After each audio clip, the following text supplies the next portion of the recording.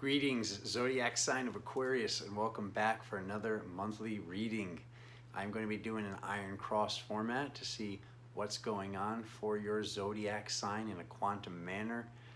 Be looking at things to be excited about, things to transmute potentially, things to just prepare for in general. While I'm shuffling the cards, if you could hit that like button. If you haven't subscribed already, make sure to do that. And if you hit the bell notification icon down there at the bottom, you'll be alerted when I go live with these absolutely free readings to see what's going on in your lives, all different types of fun stuff we're doing here on the channel. So thank you so much. I'm going to start shuffling. You can also watch your rising signs video, your moon signs video, your Mars for the mind video, also to get a little more information what's going on this month.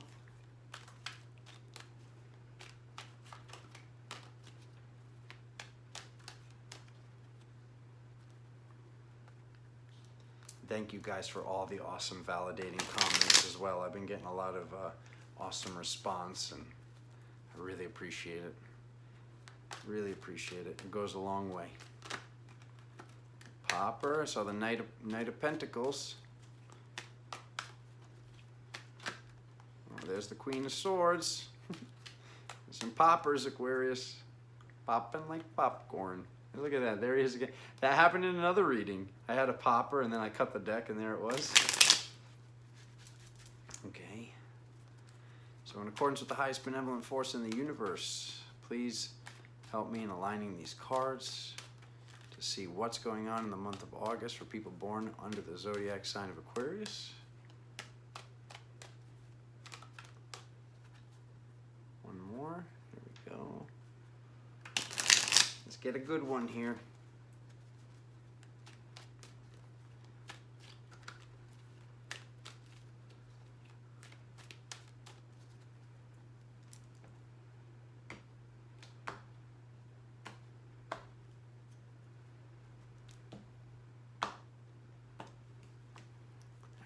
What do we got?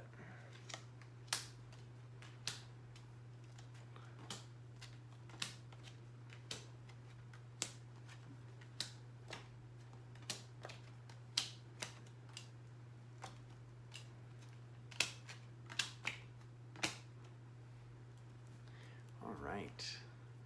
Bottom of the deck, we have the celebration card, but when I look at number 1 and number 2, looks like that's not really happening right now, but it should be. We got to stay in this state of gratitude, guys. Got to stay in this this happy, celebratory state. It's very important. Regardless of what's taking place, we need to remember that last time we went through this astrological alignment, things were much worse on the planet than they are right now. So this is basically the golden age style of going through, what humanity is going through right now. So let's just hold space with that.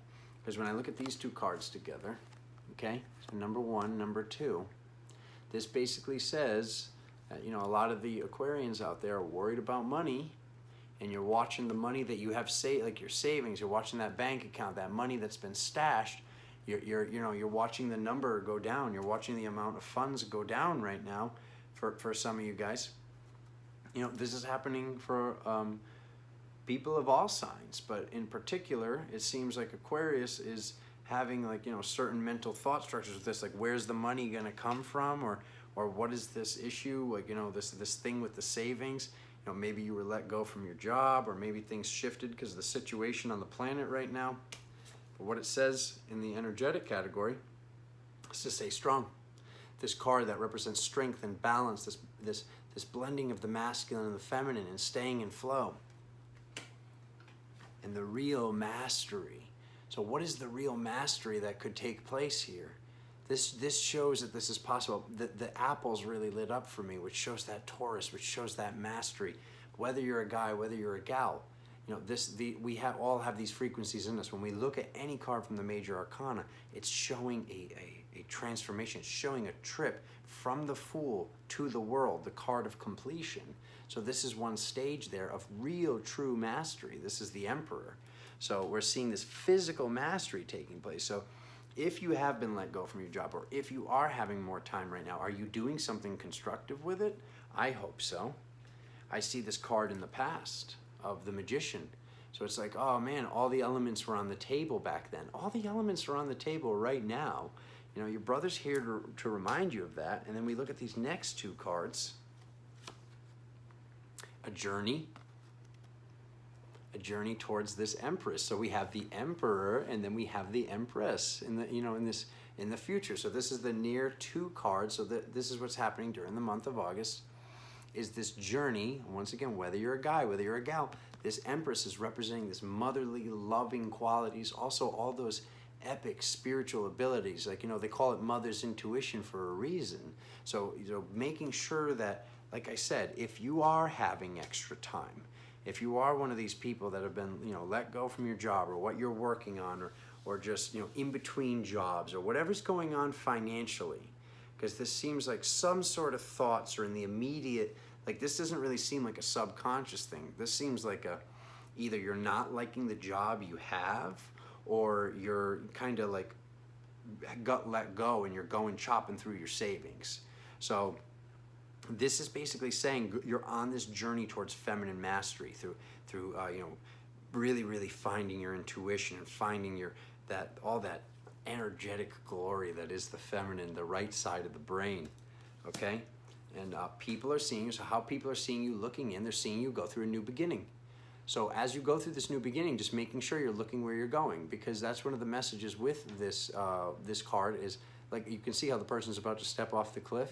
Like he has his bags packed, she has her bags packed, and just moving forward like everything's going to be great. Everything is going to be great, but there still needs to be preparation to look where you're going. Okay? Hopes and fears. This is this card that represents a tomb. So hopes, I find very little energy or room for this to be a hope. The only thing, you know, this card can represent a bed. I guess you could be hoping for a new bed or a new mattress, but this isn't that. This is more of a fear. This is, you know, some sort of fearing whatever's inside this tomb, fearing that this is like, this is how things are now. We as humanity, we need to figure out what it is, how we're going to go forward. We need to figure out a new standard. We can't just sit around and wait and just watch the money deplete and just wait for things to go back. It's not possible for things to go back how they were. We need to grab the bull by the horns. We need to grab the reins of the sleigh and move forward and drive forward. And that's where the true abundance is. That's where our true power is. So these next three cards also get read like a story. Okay, so we have this tough decision. This card that represents a tough decision. Something with heartache, okay? And then it ends with this spiritual download or money. I think this is actually money. So basically what this is saying is, like I said, if you're having this extra time, using this extra time to whatever's been like aching the heart, or whatever forgiveness meditations you need to do, you know, this tough decision of knowing this work needs to be done and getting it done.